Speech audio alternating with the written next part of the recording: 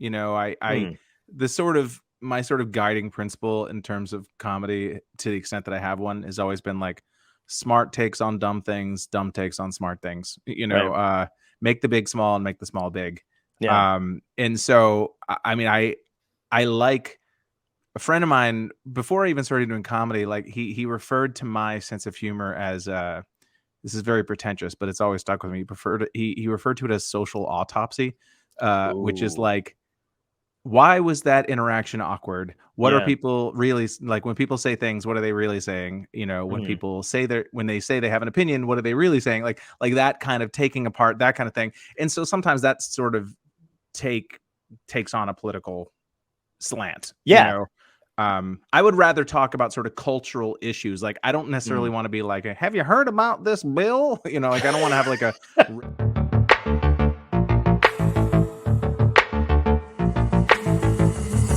Dystopia tonight.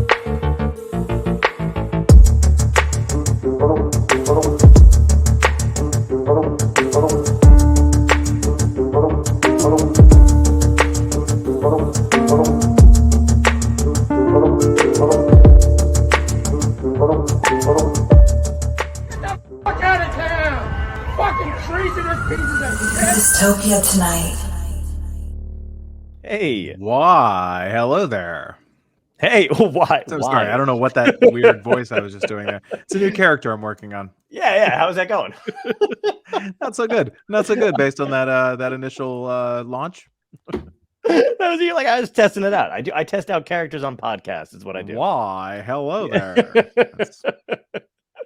That's boring I don't even catchphrase. know. Was that like transatlantic accent? What accent was I don't that? know what that was. I like old radio guy, like you know, or kind Yeah. of, you know, but a little foppish. You know, Ooh, why? wow. Hello there, Yeah. Yeah. sailor. Wow. I don't know.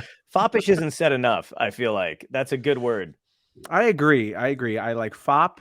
I'm trying to bring back the word lout.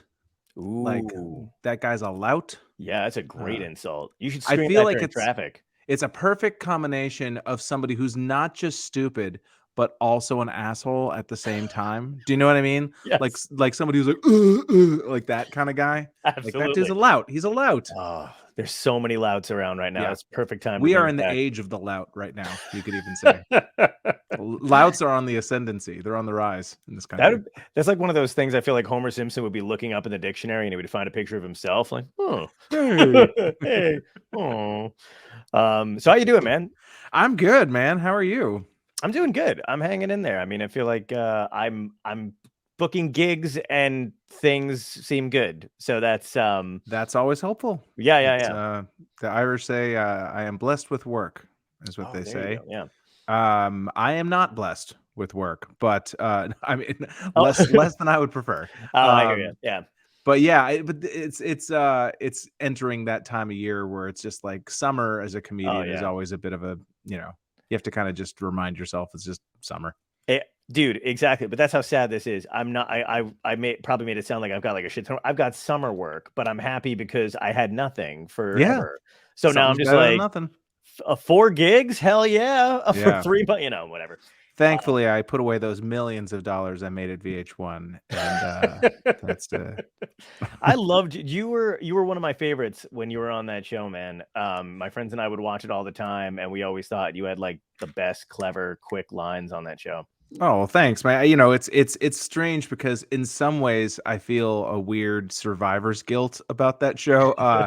Just because when I look at everything that's kind of happened to the culture since, Mm, like not so much any particular former presidents, right. but just like the sort of the way the culture has kind of like everything feels like sort of celebrity snark now. Yeah. You know what I mean? And so sometimes I feel like, oh my God, were we like patient zero for that? Like was Best Week Ever? Did we cause this? You know? Right. Which the answer is probably. Probably, right? I know it's Probably. kind of weird to look at things like that too, because I think about like I've been talking to people on this uh podcast a lot just about like, the perception of comedy and comedians and like what our role turned out to be. And I think like, let me see if you agree with this, right? Because Sure. there's the Daily Show, and obviously before the Daily Show with Jon Stewart, Bill Maher had Politically Incorrect, and then before that there was like a couple, maybe like one or two other political talk shows or something like that. But I think when the Daily Show hit, and this isn't their fault at all, but I think like people latched onto it in a way and realized you could use comedy to kind of get what you wanted politically. Like if you kind of use it as a weapon, Right. you know what I mean? And I don't Yeah. even think that was comedians' design. It was just like, first of all, I think we were psyched that anybody was paying attention to us regardless. So if we were making Sure. it into Newsweek, or we were like, fuck yeah, whatever's selling tickets, you know? And then I think it started to get to a point where it was like, when we just started telling jokes and it didn't matter, we didn't have any real political allegiance, maybe, you know what I mean? Then not necessarily in our stand-up, whatever. They were like, oh no, you can't. We've aligned ourselves with you. You're not allowed to do that. You know what I mean? Does that Well, feel like and certainly it's, you know, the podcast culture has definitely had that effect too. And I think that? Yeah. especially a lot of, you know, the kind of the culture wars that are kind of going on within comedy, which is a microcosm of everything. A lot of it is pandemic based, you know, because it used Yeah. to be that, like, you know, a comedian who is kind of more liberal and a comedian who's more conservative, you'd still have to be in the same green room together. You know what I mean? You'd have to interact. You'd have to perform for the same crowds. And Right. so there would be that sort of like almost guardrails. Whereas when everything shut down and everything became about just, you know, talking into your Yeti microphone and what works in a podcast forum, you know, is obviously not the same that what works in stand up. And Right. so people started leaning into just pure provocation. You Yes. know what I mean? Yeah. And it's weird now being back in the clubs. I wouldn't say it's a hostile, but it doesn't feel like, oh, we're all kind of compatriots anyway. It doesn't really feel like that to me anymore. No, I know. I can't. I've been in a few of those green rooms where you're like, oh man, I don't know what they watch, or you'll see somebody that is like one of those mouthpieces, and you're like, Yeah. fuck, man, I don't know what to say. And you know, you see somebody who, like, you know, maybe you've had a awkward Twitter interaction with, or has, you know, you've seen the kind of people that they've retweeted, and you're like, oh, I didn't know you were that. yes, And a yeah, lot of dudes who were not political. right, All of a sudden, kind of like you were saying, it's like all of a sudden they're on, you know, hosting shows on Fox Radio, and it's like, yeah, oh, okay, I guess you're a pundit now. yeah. I know. Oh god, it's brutal. I've never heard you say anything smart, so yeah, and it's weird too, because I feel like we all, like, the purity of it is like we all want to just do stand up and tell fucking jokes, and because that market yeah. was so saturated and kind of didn't go anywhere, you know, or still really is not going anywhere. It's like, well, we'll take whatever avenue you can get. You want me to be on, you know, I'll be a Fox pundit, fuck it, you know what I mean? Like, and I'll, you know, and whatever. It's like, you want me to be pro this or anti this, or angry about this, or making fun of this, like whatever, you know. I think it's true of all comedians. I don't separate myself from this, but you know, I think there are a lot of comedians that it's like, if the audience screamed and laughed just from me stomping my foot, that's all I would ever do, because I'm getting the reaction I want, and therefore, you know, whatever. I don't have any stake in this. It's like, whatever makes you laugh is what I'm going to do. And you know, it is what it is. That's true though. No, absolutely. It's weird. Like, I talk about the Twitter interactions thing. So tomorrow I'm hosting, I'm going to be one of the interviewers on a red carpet event at the fucking Swedish consulate. You know, classic, typical gig. You know, I was just gonna say, there's no who books that. It's one of those things where I feel like, you know, as a comedian, there's places we definitely don't belong, but sometimes we wind up in. And that's kind of the funny thing to me. Consulate is one of them. Yes, absolutely. Any consulate. I mean, like, dude, I bought like a suit. It's so stupid. But I'm excited, you know, we're doing whatever. But one of the people that's going to be on the red carpet is Andrew Yang. And I was like, oh, that's cool. And then I was like, oh yeah, 2 weeks ago, I kind of tweeted at him and maybe said, and I was like, there's no way like he's going to be like, are you the guy? You know what I mean? But I was kind of like, fuck, that's weird as shit. Like, yeah, potentially. You never know. Yeah, you never know. And you do have a very recognizable look, so who's to say? That is true. Yeah, it's like a cross between like a 70s police sketch of somebody who's missing. You know what I mean? Where they're like, we don't know where this guy is, but we think he looks like this. You know. I remember when I was at like the height of Best Week Ever, I went on an audition for something, and this guy who kind of looked familiar to me was at the audition, and he kept staring at me, and I didn't know why. And then he finally walked up to me and he said, "Hey man, you were making fun of me last week." And I was like, "I was?" He's like, "Yeah, on TV." I was like, "What do you mean?" He's like, "I played Robin Williams in the made-for-TV Robin, Mork and Mindy movie."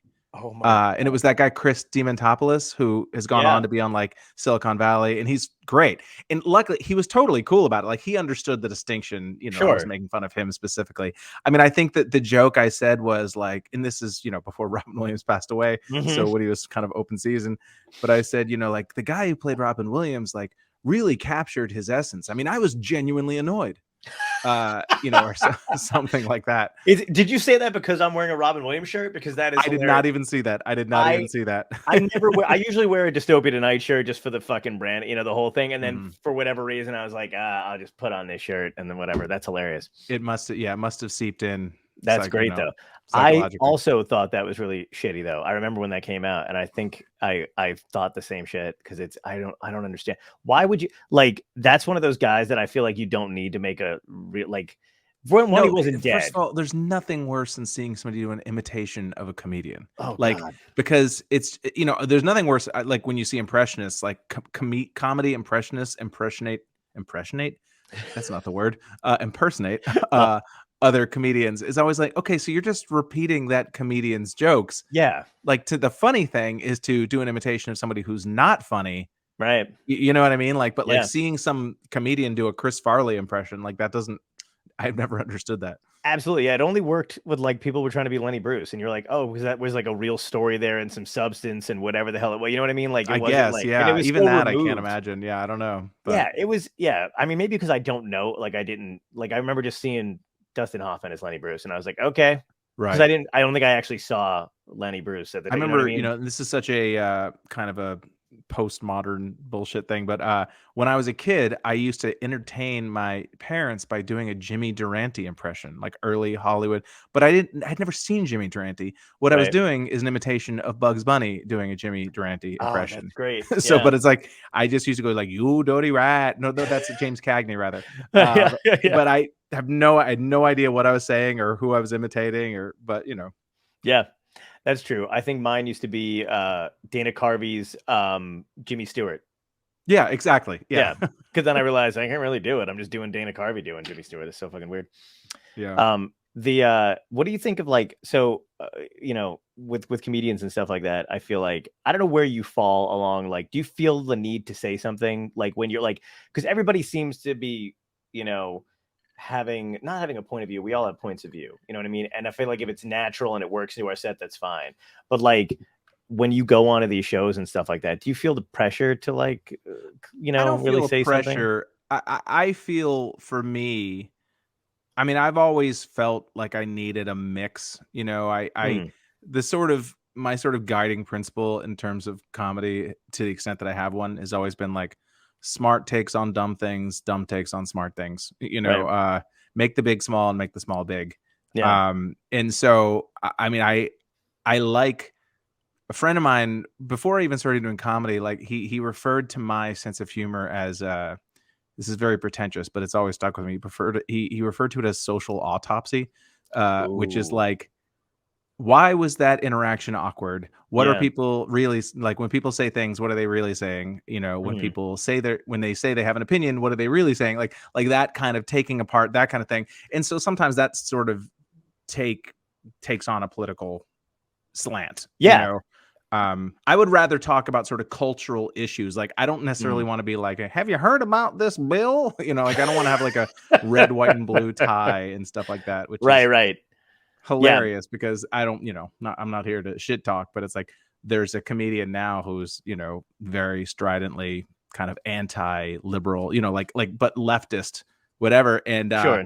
And it's like, I remember when you had a red, white, and blue tie on and you had like a flag and like, what's up with this Congress? And so you trying to play Mr. Counterculture now is a little hilarious to me. But Yeah, absolutely. I feel like I used to be not that I'm not anymore, but I watched Bill Maher when I was younger. I liked Politically Incorrect. I liked his couple stand-up specials or whatever. And I don't know why I'm stunned. I'm not stunned necessarily, but like I'll watch his shit now and I'm like, what happened to you? I mean, yeah, I was a huge fan of that show Mm-hmm. more than him.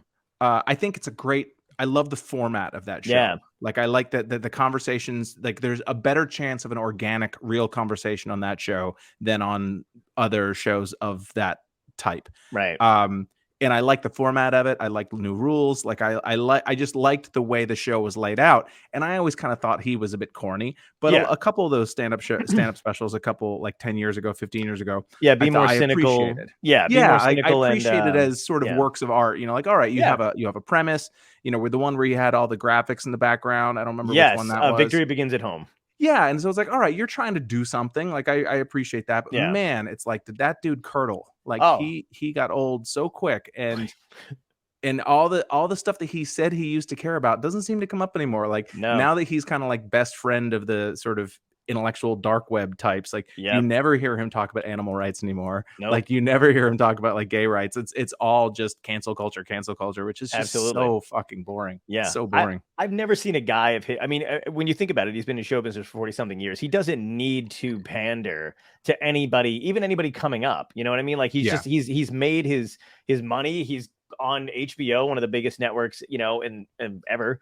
But yet I see him like, the first time he went on Joe Rogan, I was like, oh, this is kind of interesting. And then I heard that he invited himself on, and I was like, oh, that's fucking weird as shit. And then I was like, oh, this guy's gunning for an audience he thinks he deserves and doesn't have, and wants to be seen being with the cool. Like he always just reminds me now of like a nerd who was like really hurt and then got invited to the jock party shit, and it was just like, they love me. I have always had this dumb theory that everything is always billed as jocks versus nerds. Mm-hmm. And I feel like that is a false binary. The fight has always been between jocks and drama club kids.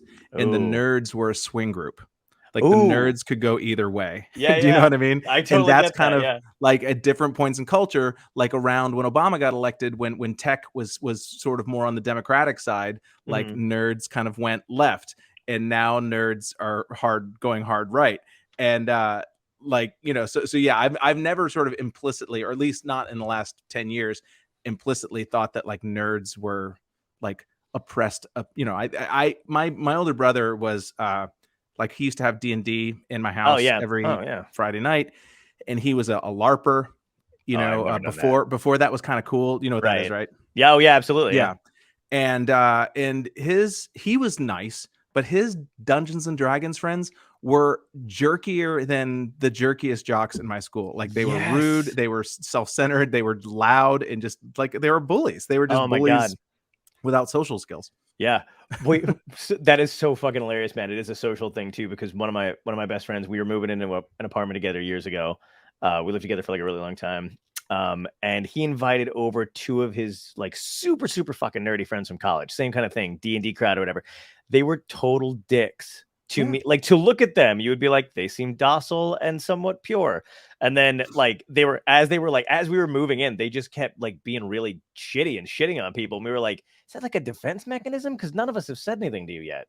Yeah. Oh yeah. Some of it's a defense mechanism, and some of it I genuinely do think is an absence of some gene, some social skill. Like, and this is, I don't want to sound whatever neuronormative or whatever the word is to, I don't want to, a lot of times, with the whole Elon Musk thing, which is of course another sewer to swim around in, right, is that, nobody really wants, like, you wouldn't have a blind guy fly your plane. So maybe somebody who has admitted social deficiencies, maybe we shouldn't put him in charge of like the biggest, socially interactive platform in the world. Like maybe that's a bad idea. No, I hear you.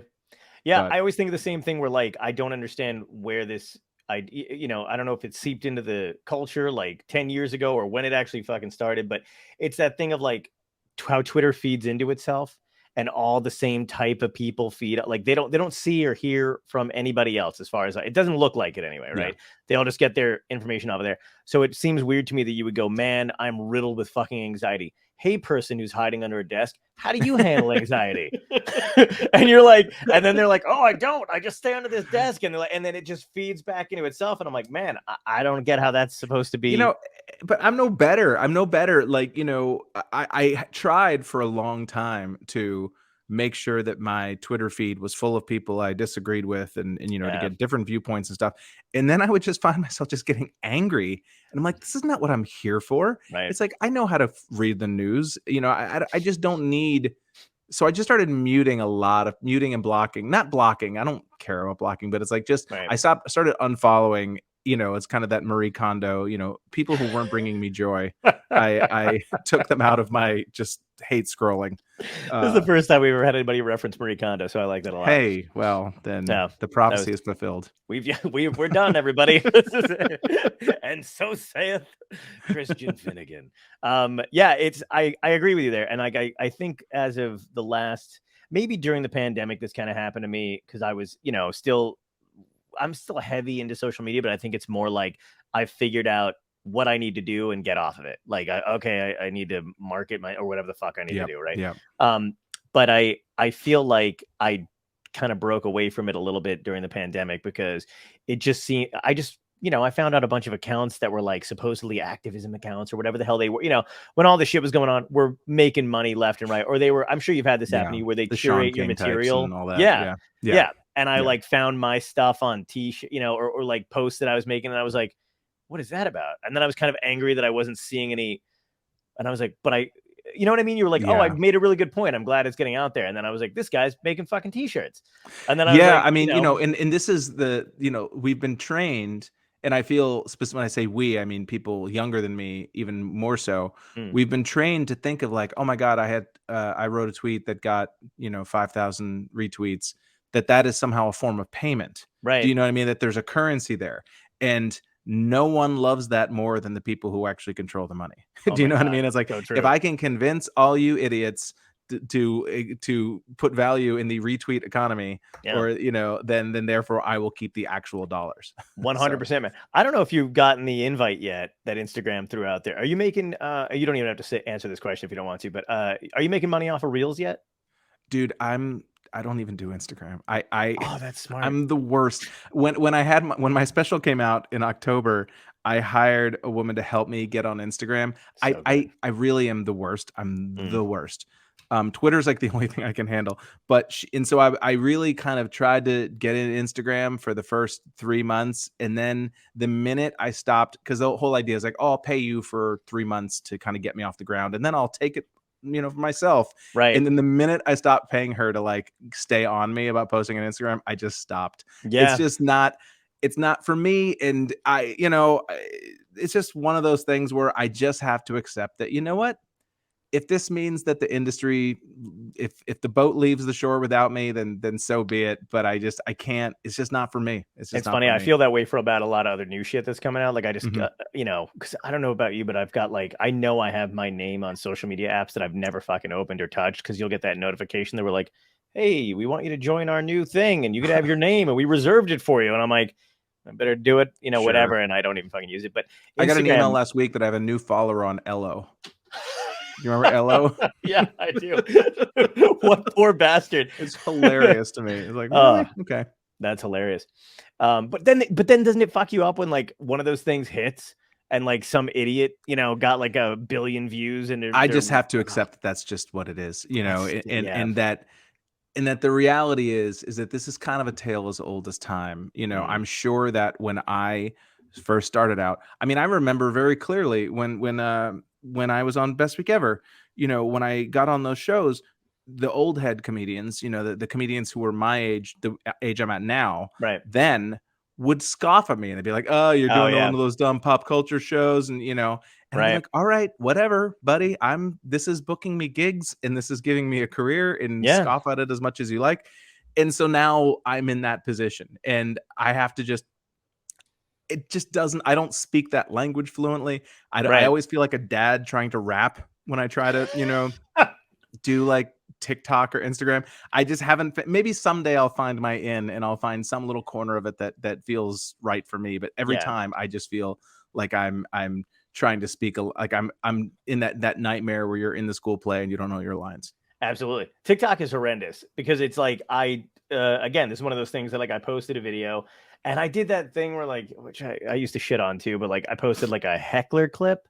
Yeah. And then it was which I really, I was like, this, I fucking hate myself for doing this. But it was like comedy. Yeah, it totally. Oh God, it's.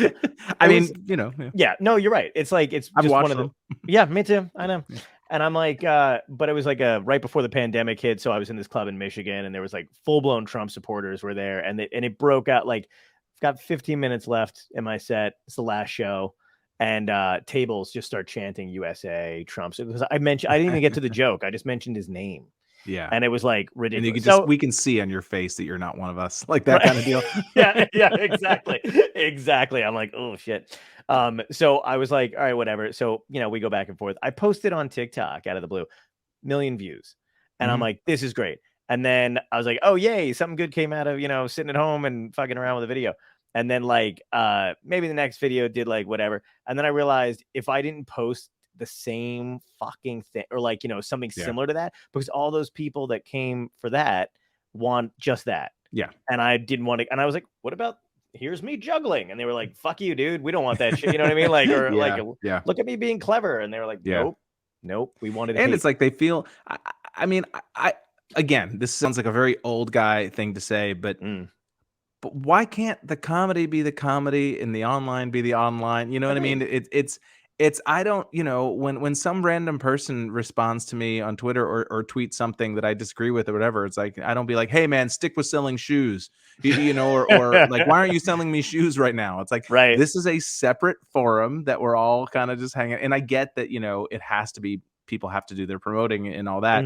But it's very strange that people feel just entitled to your free work now. Yes. And that it should, on the hope that maybe, just maybe, if you entertain them enough, that maybe they'll come see you live once. Right. Yeah. Maybe. I know. And that's the thing. Do you find that hard to shake off? Because I kind of did, where I was like, you know what? I really, because I don't think at a certain level, by the way, too, like, especially where I am, I don't think it outweighs the creativity. You know what I mean? Like, I don't think I should be worried about like whether somebody's going to see me, because that's a business model that doesn't necessarily apply to me, because I'm not like, I'm not at the point where like you're a Chappelle or somebody like that, where you can literally just say whatever you want. It doesn't matter. Right. Consequences be damned. And I'm not even like below that, where they've got this presence, that you can't shake it. So you can't say anything. So you know what I mean? So it doesn't, I'm just floating. You know what I mean? Yeah, I kind of stopped trying to figure it out. And, I just said, like, you know what? I'm just going to do what feels natural, and whatever shakes out from it, shakes out from it. And the answer is a slow decline in your career prospects. That's how it shakes out, which is, and then cut to us talking on this show you've never heard of. There you go. See, it's all coming together. Beloved, man.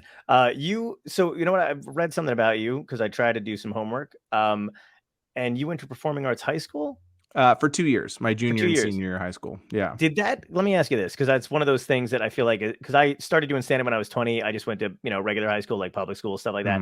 I think in my head, it was always in the back of my mind, like, because I knew a couple people who kind of did that stuff. Do you think it benefited you to have that? It benefited me as a human being a lot.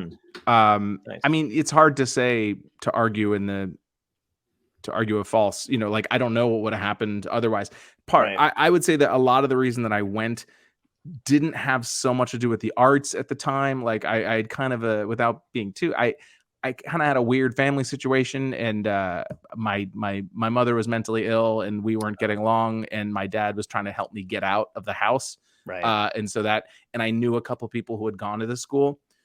And so there were life reasons that sort of went alongside the artistic stuff, but I mean, but it totally changed my life. And it's still the 2 years of my life that I think about the most, certainly. Like, it was a very small school, but it was like, I would always say that the school is comprised of prodigies and fuck ups.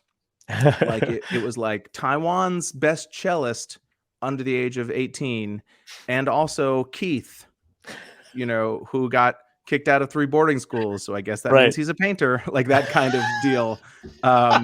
And so it was a lot of goth kids. Like it's funny because a lot of the LGBTQ debates, the pronoun stuff, that was the kind of stuff that was going on in my high school back in 1990. Not necessarily pronouns specifically, but like non-binary kids and kids who were maybe pretending to be bisexual just because I felt like it was artistic, like a lot of Yeah. that stuff. Yeah. A lot of black lipstick and chokers and Right. smoking clove cigarettes and fingerless gloves and all that sort of stuff. But I mean, I loved it. I mean, I went from feeling like the weirdest kid at my public school to feeling like the most normal kid at Oh, that that's school. great. So Yeah. Yeah, that would have been I think I don't know. I think it would have been kind of nice. I think like I don't even think for like 2 years, man, like it's even bad to have somebody go there for even a year. Like take like a freshman year and then just go, "Hey, you know what? This is what this is like." And then you can go, yeah, I you mean, know, do whatever. I mean, it really, I loved it, and it was great, and it was back before the internet, like literally before. I mean, before the mass internet, certainly. Yeah. And so, I mean, I got so much done. I had my brother word processor that I would go home and I was a double major. I was an acting and creative writing major, and I would Oh, nice. go home and write my shitty high school poetry every night and try to get my girlfriend to not kill herself. That was what my high school experience. I mean, it Oh, was that yeah. kind of thing. It was like Right, of self course, yeah. cutters, Oh, the whole yeah. deal, Yeah, I know. And you know what's crazy? It's like those are always the most interesting. Like I always kind of wonder where those people are, like that I met who are like that, where I'm like, man, I wonder if they're doing it. Like sometimes it'll just pop into my head when I'm driving. I'm like, what if so and so is doing all right? Did they make it? Yeah, They I've were done some searching. There was that particular woman. I haven't caught up with her in probably 15 years, but she like was married and had a couple kids. So, Hmm, and then you always wonder like, what are they telling their kids? Like when yes, their kids are in high school, right. That's a good Uh, question. My friend and I were just reminiscing about that. We were talking about a guy that we knew in high school, and I was always like, I always thought it was kind of funny because you know, I was always kind of outgoing and, like to go to my friends' parties and shit like that. And I'd be trying to get a girl and I would be like, you're basically juggling fire, you're trying to impress him, whatever. And the dude who was always sad as shit underneath the pool table listening to his CD player at a party, they were always like, he's so mysterious. I'm like, he's yeah, fucking boring as shit. Like what I'm like doing yeah. tricks and cracking over my head. And it didn't matter, man. They love people like that. And Oh I was yeah, thinking, like, what happened to him? I wonder if he's still under a pool table somewhere. it could be. Oh, he's probably some hedge fund manager now. I don't know. Yeah, Who knows? hair and like, yeah, exactly. Yeah. Oh, that's always sad. You mentioned acting though. Was that like your first like, cause I'm assuming comedy wasn't your first passion. No, I hated comedy. Like, I think on Wow. some level, probably because I secretly wanted to do it. Like Okay. maybe I had some issues with it, but I think because I fancied myself such an artsy fartsy kid Hmm. that I like. And also when I was growing up, I mean, I'm 49, and when I was growing up, it was kind of that comedy boom era where comedy could not have been cornier. It was very Yeah. much that sort of purple blazer with the sleeves pushed up. I don't mean to call him out specifically, but like No, Richard no, yeah. Jeni, like people like that. You know Oh what I mean? yeah, yeah, yeah. And to me, that was just so patently uncool. Like it Hmm. seemed so uncool to me. Yeah. And so it didn't even could occur to me to do stand up. Um, but I was, I was in like the school plays in junior high and high school and stuff. And so I went to this school as an actor.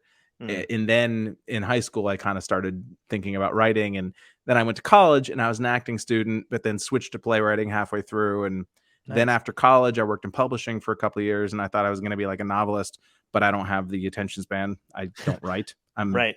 I wanted to be a writer, but I didn't want to write. Yep. And which is the truth of 80% of writers.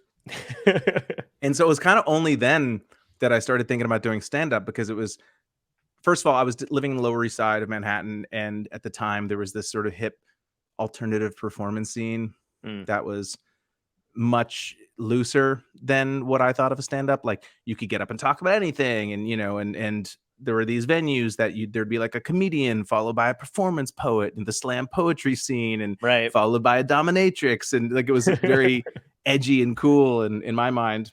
And so I kind of got into comedy just because it was a combination, like you were writing, but Mhm. like not a lot, Yeah, yeah. where you could. And I did like performing. I missed performing. So it was kind of a nice combination of the two. Nice. Did you find like similarities between the people that you knew at the performing arts high school and then that kind of group that you For found sure. comfortable? Oh, For that's sure. because it sounded Yeah, like it. Yeah. definitely. Yeah. I've always tried to surround myself with people more interesting than me, Mm. which is not difficult because I'm a very, really not a very interesting person. I think that is also one of the things that brought me to New York too. Oh. is that I think that a lot of people move to New York because it's almost like a substitute for developing a personality. Mm-hmm. That it's like, I'm a New Yorker, Yes. and life kind of happens to you. And so Right. you don't have to sort of create any sort of sense of self. It's Yeah. like your self is made because you have a shitty apartment and there's rats and whatever. And so you kind of forge a persona against your will almost. Right. It's kind of funny what can happen when you let people just kind of assume who you are, and then you're like, I'm comfortable with them thinking this, and then when they get a little too out of control, you're like, not so much that, Oh yeah. like, yeah, I've always been like whatever somebody says I am, I'm like, no, I'm actually this. And they'd be like, oh, so yeah, you're this. I was like, no, I'm actually that. right. It's a very, it's a I've had very friends who corny like, thing. yeah, it totally is, and I've had friends who literally only understand the world by when they can put people in boxes, and I know like somebody like I'll run into them or whatever, and they're like, oh yeah, you don't like blah blah blah whatever it is. I'm like, that was 15 years ago, dude. I've developed a taste for sushi now at Yeah. this point. You know I what I mean? Or try to like whatever it is. remind myself of that every once in a while, like when I was kind of on TV a lot, more, or at all, but, I would get emails from people I went to high school or junior high, Mm, or, they were my neighborhood when I was 10 years old or whatever. right. And I'd just be like, dude, you were such a dick to me. Like, you were such a dick. And now you're expecting that we're going to be like friends. But then I try to Yeah. remind myself, it's like, the dude was 12. Yes. Now Yeah. he's 35. Like, Yep.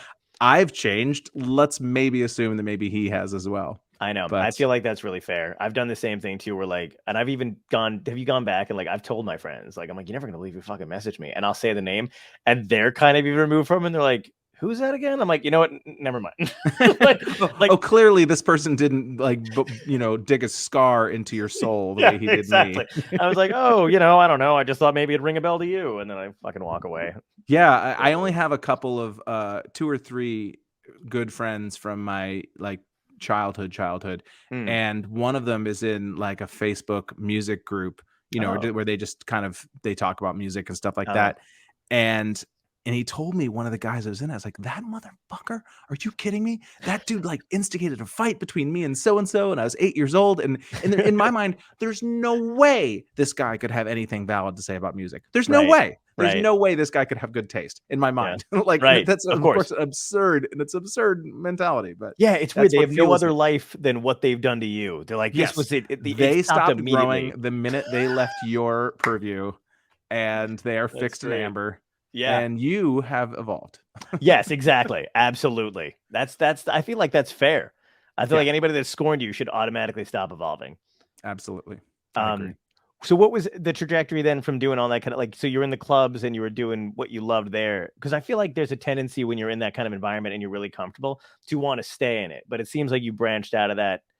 I mean, from that, like the weirdo scene, The like weirdo scene, yeah, because I think you did kind of do that, right? I did. I mean, Yeah. I never really like. I kind of said like I always felt a bit like a square amongst those people. That I was never really like. I didn't do drugs or Yeah, anything. same. I didn't even smoke pot until my mid-30s, and so Mhm. I wasn't into. I couldn't hang in that Yeah. sense, and I just was not that hip. I liked being around them, but I was not one of them. Yeah. And also, a lot of those people, in my defense, a lot of the people that were sort of in that scene, they really were more about the scene than they were about the art. That it Right. was kind of more about the hang. Yep. Like when I started at this place called Surf Reality, which is in the Lower East Side.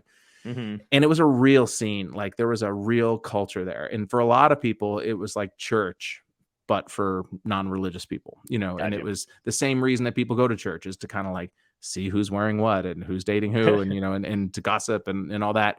Yeah. And there was a part of me that was like, no, I actually kind of want to get good at this. And I would like to do stand up for a living. Like I didn't want to temp forever, Yeah. What was the thing that made you get, because I know you said obviously a novel we both know is way different than stand-up, but was there still the same kind of apprehension about writing material or having to write an out? Like, how did you think of it or outthink it? No, I've always, that's the greatest thing about comedy, is that you can just write like little chunks and eventually it'll get to an hour. And, I've always envied like one-liner comics, like Mike Kaplan, who's like a hilarious So dude. good. And yeah, absolutely. And, Dimitri Martin and people like that, Mitch Yep. Hedberg. I was like, oh man, that must be such a fucking breeze. But it's like, I just do my 30 favorite one-liners, or my 80 favorite one-liners. I always have had a little bit more of a narrative to what I do, but it's still not the same as like going off into a room for 15 months and writing something and then just presenting it. You still get to try out little chunks. And, even, if you write something, you can, if you have a set that night, you can try it that night and you can get at least an idea of whether the premise has legs, even if the joke isn't ready, and there's something very, for someone who has attention span issues, it's a great way to consider yourself an artist. Absolutely. Yeah, I've got it. I mean, I feel like I'm one of those people who, and I don't like self-diagnosing, so I never say it like a lot or whatever, but I'm pretty sure if anybody threw me in something when I was a kid, they would have been like, yeah, he's got fucking ADD, and they would have put me on meds and stuff. But I do like that I kind of figured out how to cope with it to the best of my ability. Not saying people shouldn't be on meds or whatever, but I'm just saying, like, it feels like wherever I am naturally, but I do have I know immediately when I'm going off in a la la land, and I'm like, nothing's going to get fucking done.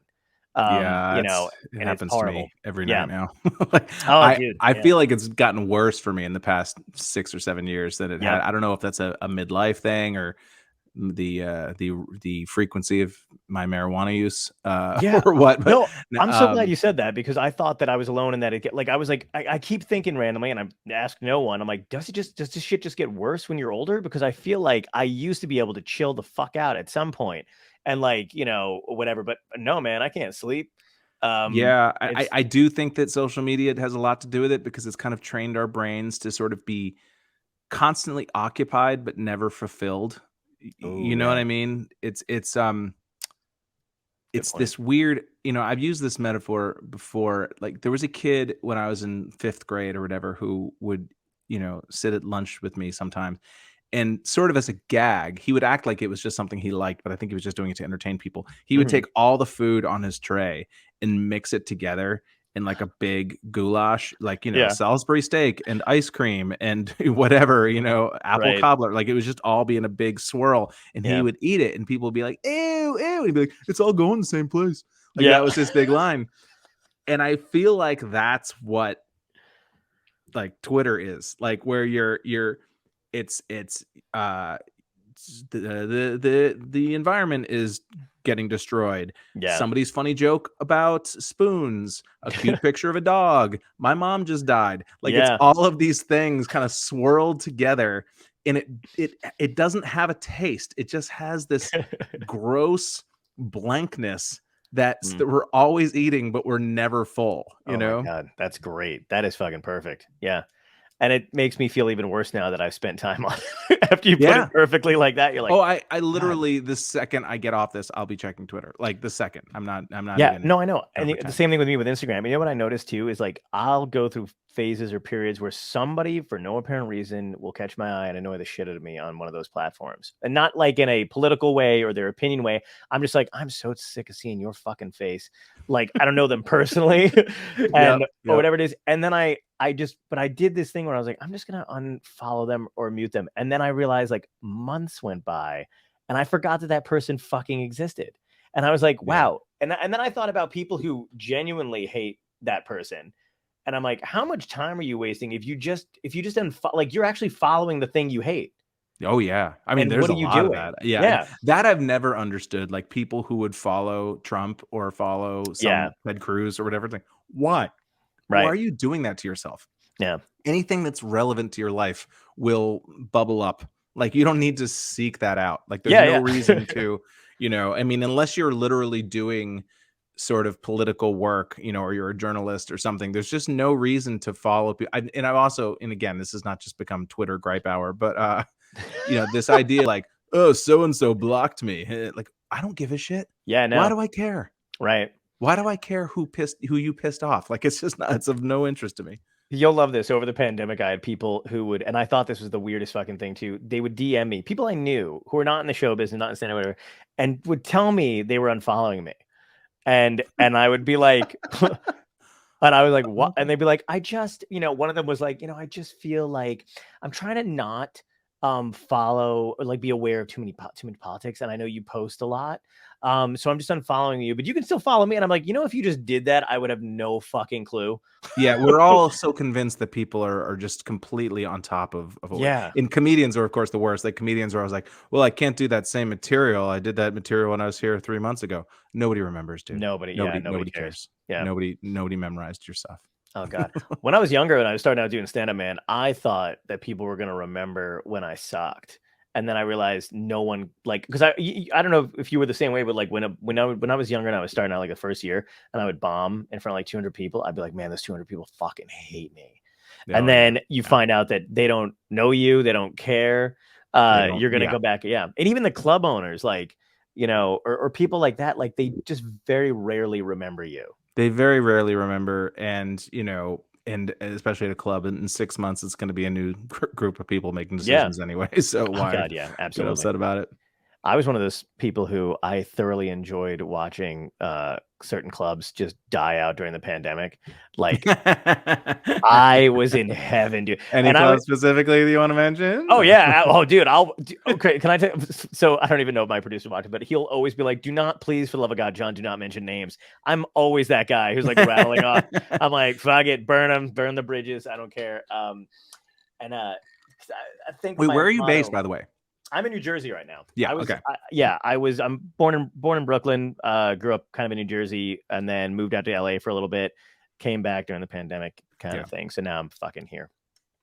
Which isn't, it's all right. That's fine. Yeah, thanks. I appreciate I'm like, I don't know. But yeah, there was a bunch of club owners, stuff like that. And I just kept thinking, like, well, you know what? I don't mind if I burn a bridge because I can swim. That was my whole motto during the whole thing. I was like, yeah, I don't really care. Because I felt like I really wanted this to be one of those eye-opening things where maybe even certain comedians would realize it, or we would just realize it as a group. Like, dude, these are just rented spaces with chairs in them. And without us, without musicians, there's nothing to sell or see there. And I was really hoping we'd kind of, No, I mean, there's always, every 10 years, there's some movement to unionize comedians, or so, which is hilarious to me that Tom Shalhoub used to be like one of the main guys to try to make that happen. And now he's like, so not like he's the opposite of anything unionized.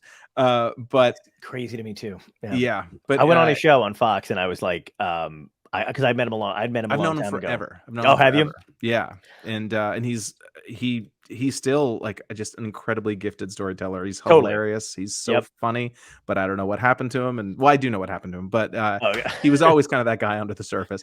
But I still love him though in a weird way. But anyway, But anyway, every 10 years or so, there's like, we got to start a comedians union, and it always fizzles.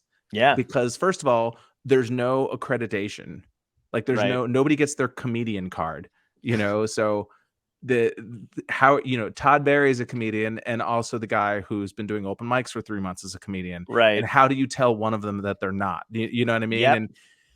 And there's just always people got into this because we're not joiners, we're not team players, we're wandering, we fancy ourselves as like wandering samurai, but what's crazy, the ones that are, I feel like, kind of suck. Like anytime they're improv people. And I don't say that, I'm not saying they suck. I'm just saying it's like, if you're a funny person who's a joiner, you go into improv. If you're a funny person who's not a joiner, you go into stand-up. Yes, no disrespect. We've had improv people on the show. It's fine. There's a reason why improv people say like playing with each other. Right. And comedians say working with each other. Absolutely. That's a great, man. You were dropping gems tonight. That's fucking awesome. So much science. Yeah, it's so good. But yeah, it is kind of funny. Like I don't know what we would do in that case, because I feel like even now, this is a weird thing that I don't know if I'm picking up on all of a sudden, or it's always been the case. But like, and this may be an old man thing too, by the way. I have no idea. So, but I feel like a lot of the comics I see now, and it's not even like a diss on them. It's just like people have really figured out the mechanics of it. I don't know. I really love comedians with a personality and I'm not saying like props, you know what I mean? I just mean like somebody who's got whatever. But I see people who are in comedy, like it used to be, if you started out, you would do it because you just were so unsure of yourself that you had a certain cadence and it mimicked like a lot of things. Sure. Now I just feel like that is the standard. And I think it's kind of shaped the way the audience sees it too. So when they see people that's kind of out of the box, they don't know what to do with them. Like, does that make sense Yeah. to you? Like, where you're like, oh, I don't, no, you're supposed to speak rhythmically this way the entire time, and I'm supposed to know when to laugh because your pause tells me to laugh here. You know what I You mean? know, it's funny because, you know, my wife owns a venue, QED Astoria, which is I in, love QED. I didn't know your oh, wife yeah, owned my that. wife is the owner. Yeah, Holy shit! I'm so my dumb. special, Show Your Work, is shot in the backyard. It was shot there during the pandemic. I Yeah. am an idiot. I did not make that. No, I'm that's so all right. stupid. But yeah, so I mean, it's technically we own it. It's our money. It's her place. You know, Okay, gotcha. Yeah. like I tell people that she's the mom and I'm like the dad I'm like the stepdad who can take you to McDonald's in a pinch. Like that's my level of responsibility there. But, you know, because most of the shows at QED are produced by outside producers, but there Mhm. are the Friday and Saturday night main shows QED presents are booked by QED. Nice. And so, you know, she has to look at tapes of people and sometimes she'll send me links and say, "Hey, what do you think of this comic?" or whatever. And it's always hard because on the one hand, sometimes you'll see a young comic and you can tell that there's something interesting and special there, but they just haven't figured out how to perform yet. They haven't Right. figured out how to put it together in a way that's going to like do well. Right. And then other times you'll get a clip of somebody and it'll just kind of be like, well, this is kind of rote, but I know they'll do well. Like I know Yes. they'll do well. I know that they're solid. You know, they've got Yeah. bits, they've got, you know, and so it's hard to sort of find that medium because you want to be encouraging to the weirdo and the strange Sure. guy or the young woman who hasn't really quite found it yet. You Right. want to be encouraging, but at the same time, you also have to like have people be happy when they leave, you Yeah. know. And Yeah. so Yeah. trying to find Absolutely. that medium is always a challenge. Definitely. And if they're bombing, yeah, absolutely. I mean, it's one of those weird things. But yeah, you're right. Like, and I feel like it's almost the same way, or I hope it's not continuing like that with music, where you're like, man, if Dylan went on The Voice, they would throw him out. You know what I mean? Yeah. But you're like, I hope we're not missing those chunks of like really cool. I mean, we're not. I feel like people float to the surface if they're really Well, great, and no I matter think that what. one of the upsides of our current landscape is that there are so many ways to, if you have like 100,000 Twitter followers, clubs Mm. are going to book you Yeah. regardless. And so it is possible. And you see a lot of these what I guess you would call character comedians, like where they're not stand-ups, but they're comedians who kind of started doing that straight to camera. Oh yeah. Um, you know, like Meg Stalter, you know, or Yeah. people like that, Carrie O'Donnell, you know, who Hmm. are hilarious. But who knows whether they would have been able to bubble up in when I was coming up, because what would be the forum for that? They'd have Right. to put on some character sketch show that nobody would come to see. You know what I mean? Yep. Whereas with this, they've managed to. So I mean, there are upsides to it. It's Yeah. just it's always going to help some people and hurt other people. Absolutely. And the cool thing is like, I mean, I've noticed even I started in 2005. I was like 20. And then it was still like I don't know, I don't even want to say the old guard necessarily, but like there was a lot of people that were floating around who I guess, never moved up. You know what I mean? There Mhm. was a lot of that. There was just a lot. I remember Sure. there being a lot of people who were older than me. Um, you know, especially on the Jersey scene too, like that kind of a thing. And Yeah. then not so many people my age, or or if it was like this bringer shit, which Hmm. I thankfully fucking didn't do that long with. Somebody snagged me and took me on the road. But like there's now, I think it's cool because I have a lot of other friends who are younger in comedy and they're in their 20s. They've all got these venues and shit. Like they're all over the place. Like the bringer shit, I'm pretty sure is just done with. Yeah. Well, I Um, mean, when I started, you had to do the bringers because the only way you could get a tape. That was yep. Oh yeah, literally the like. absolutely. I don't know. How much? If you don't mind me asking, how old are you? I'm 37. Okay, so yeah, you're still probably behind where when I started comedy, you would have to go do a bringer show at the old Gotham, not even the current Gotham, Oh, the I old remember that one one. that used to exist. And this Metropolitan Room. guy named Peter Klusman, he was the guy who would Mhm. videotape shows, and he would have his giant camera there. And then a week after the bringer show, you would have to go to his weird, creepy back room that was like in the back of a nail salon, and you would Right. have to sit there while for 40 minutes he like dubbed your tape. And that Wow. was like just, and so there was so much riding on you getting a good bringer show tape. Right. And because you know had to drag all your friends there and all that crap.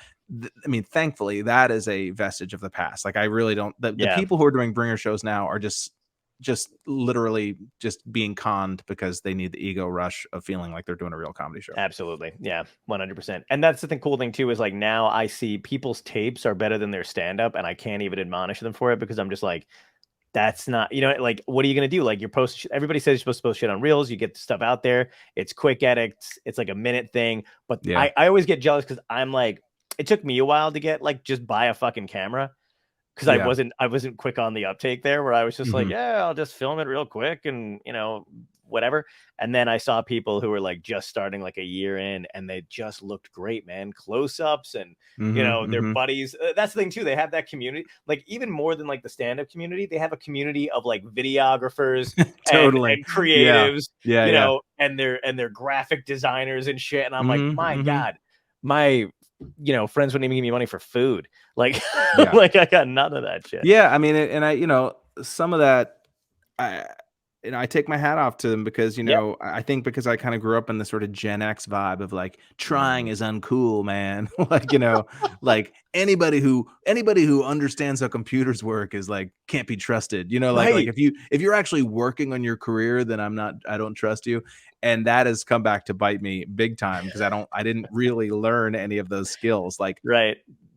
Promoting and booking myself and things like that. I'm always just kind of like, I'll just do the comedy and people will find me, that is not the way it works anymore. I know that's not the case now, but I also still have that kind of fight where I'm like, I really don't want to involve, like, I like that, we have viewers and stuff like that. Hey guys, you're great.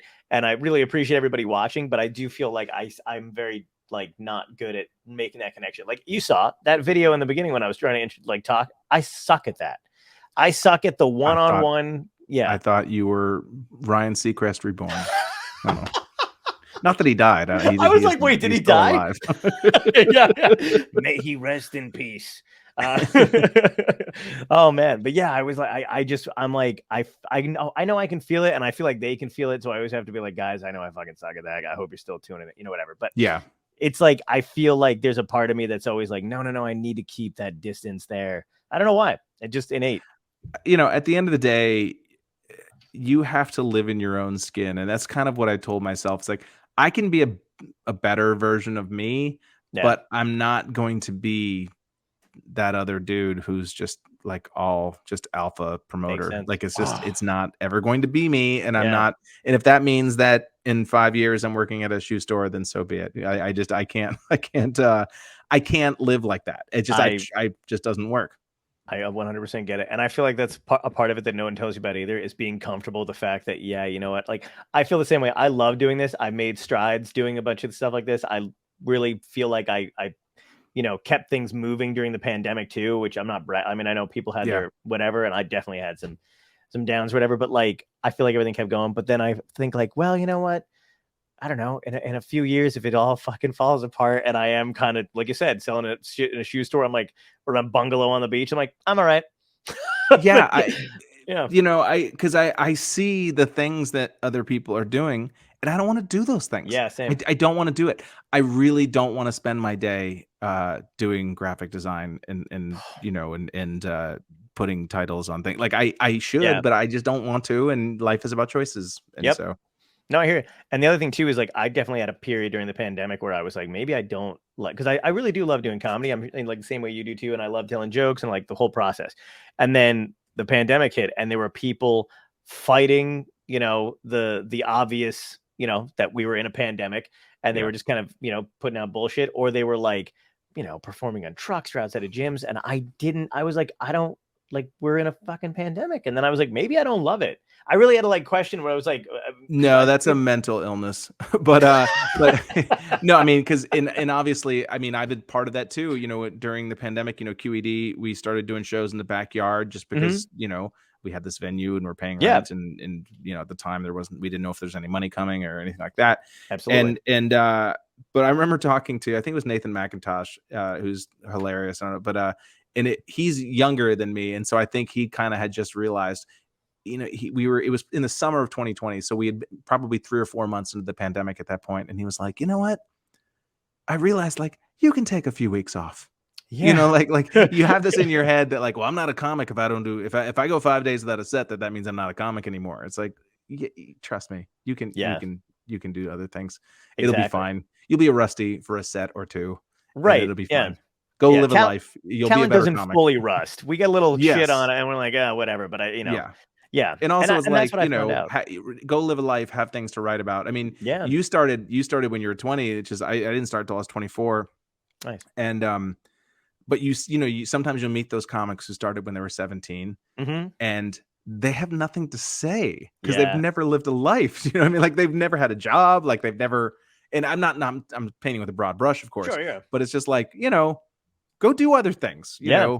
have relationships, Oh have God. hobbies, like don't just live at open mics 24 hours a day. But Absolutely, man. I know exactly what you mean, and I'm glad because I had that decision too. It was one of those things where I was like, I could have moved into New York, which is what everybody was supposed to do if you were doing stand up. Like that's how it is. yeah, That's where they tell you to go. sure. But the other thing was like, I had an apartment already because I'd already been kind of working, and then I started doing stand up, and then I lived with my best friend, and I had a social life, and all my friends were there, and I loved where I lived. I moved out when I was young, and I loved where Yeah. I lived. And I was like, man, I could go to New York and suffer and probably, do this Mhm. thing. I'm like, or I could just travel into the city, which I know made me like, I know that it made me kind of like an outsider for a little bit. You know what I mean? Because I'd It has started in its, yeah. I Manhattan. mean, there's prices you pay for sure. Exactly. And that's fine. And that was like one of those things, but I really appreciated having all that time to like, have all those experiences and Yeah, I again, felt very lucky because I went to college in the city, and so I was nice. already here, Oh, that's and great. so I never had to have that feeling of like, am I going to move to the city for comedy? It was just like I was Yeah. already here. So Yeah. yeah. No, that's pretty cool, man. I want to ask you about your special. Were Oh you yeah. writing this kind of thing? Were you writing it during the pandemic? Like when did it finally like I come had together? about half of it. Like I would say maybe of the 60 minutes, I would say probably 30 to 35 minutes of it was stuff that was already kind of in my road set and that Nice. was pretty honed. And then there was some stuff that was kind of in the kiln. And then there was some stuff that was kind of older bits that I really liked, but had never really found their way onto an album. And then Cool. there was probably 10 or 15 minutes that was stuff that there were a couple bits that I did in the special that I don't think I'd said out loud which Oh, is a that's weird way to do a you special. gotta let me know which ones because that was I fucking mean, awesome. it's the COVID stuff, The you know what I COVID mean? okay. There's, Yeah, I figured. but but yeah, I mean, it was very much in the dog days of COVID. And so they're really like people weren't even really doing a lot of outdoor shows yet. And so there really weren't. I mean, it was very strange kind of memorizing jokes. Yeah. Usually I work on it in clubs until it sort of becomes memorized, Mhm. It was very strange to kind of, type it out and then memorize it like a play monologue. Yeah. But yeah, so I mean, it was kind of a hybrid. But yeah, I mean, I'm super proud of it. And if people haven't seen it, it's 85% stand up and 15% like a little mini documentary Yeah. about trying to keep this place open during the pandemic, Yeah. and also just the crap of just playing the hand you're dealt, Right. and like it's called Show Your Work because not only the place is called QED, which is Latin for I've shown my work, essentially. Yeah. But it's also like there's literally footage of me like cleaning the toilets and taking out the garbage because that's what I do there. I mean, Right. that's how I help my wife, as my wife is kind of in charge, but I do a lot of the grunt stuff. I go buy beer and get bags of ice and shit like that. Yeah. But can I tell you something that I feel like that's what makes it because like there's very little that differentiates specials between other specials now because everybody like they're Yes. kind of coming out like cookies. But I feel like that is what makes this a special. The I hope comedy is so. great. I hope so. And yeah. Yeah, and I really I wanted it to be the opposite of badass. Like because that's always the thing is like this idea of like I'm going to perform for 600 people as if that's what I do every day, Yeah. which is Yeah. not, Right. and there's going to be flames in the background and an amazing set and it's going to feel like look at the badass comedian. It's like I want it to be the opposite of that. I want it to be Right. like I am a time card punching, comedian. This is trying to do my comedy in the situation that I've been given. Yeah, that's great, man. I love it. I want to thank you for coming on. You got to come back on again because I feel like there's stuff I definitely didn't cover with you in the hour. Thank you. Yeah, but it was a blast having you on. I want to ask you the 3 questions that we ask every Oh wait, guest. can I just mention one more thing? Yeah, Just please. very quickly. I do. I about 3 months ago, I started writing a newsletter called New Music for Olds, which is I'm sort of a music dork, and a lot of my friends who kind of used to be music dorks now have kids or have jobs that they don't really have time to dig around for new shit. I Mhm. do. Ooh. And so I write a newsletter every couple weeks. It's just like 3 songs that you can check out along with some sort of comedy, music related comedy and some jokes and stuff like that. And I hope you sign up for it. It's called it's newmusicforolds.substack.com. Awesome, dude. That is really fucking cool. I might actually sign up for that because I love music. So. Yeah, that's great. Okay, so 3 questions. First one is, if you can go back in time and talk to your younger self, what piece of advice would you give yourself that would help you today? Just because you're good at something doesn't mean that's an excuse to not try hard at it. Wow. Like the things that you're good at are the things you should try hardest at. Absolutely. That's on point. Second thing is, what had to end in your life, good or bad, that led you to where you are today? Boy.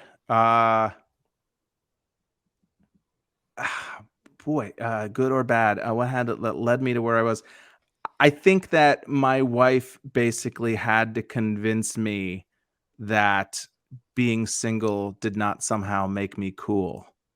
Like that I think I needed my wife to sort of convince me that having a long-term relationship wasn't like the end of something. It was actually the beginning of something. Wow. That actually cut kind of deep here. Like that's gonna fuck me up for at least a couple weeks. I'm already struggling as it is with that kind of shit, and now I'm just like, fucking Christian Finnegan. Holy shit! All right, cool. We just think of all the time I wasted in my 20s regarding like getting laid or trying to get laid or whatever, and just how much better I could have used that time. Oh my god. Yeah, that's that. Wow. All right. I'm going to have to reassess some shit. So the last question ties into the show. If this was a genuine dystopia, more so than it is now, like if you were, if there was aliens, whatever your choice is, aliens, zombies, a comet heading toward Earth, climate change, whatever it is, everybody's last day on Earth, what would be your epic death? How would you want to go out? Well, I would run towards the explosion, first of all. Last thing I want to do is survive any sort of nuclear holocaust or anything like that. Like my wife had this conversation, like when the whole Russia-Ukraine thing was starting to happen, we're like, oh my God, what if nuclear war? Like, I was like, well, we're in the right place for it because we'll be the first to go. And all those people in Dubuque will be left to pick up the pieces. And there goes our viewership from Dubuque. No, I'm saying you'll live in a nuclear winter and enjoy it. It'll be great. They won't even know the difference. Dude, hang out backstage real quick. It's been great talking to you. I'm just gonna wrap up real quick and then I'll catch you in a bit. Thanks for coming on, man. Yep, thank you. Yep, bye.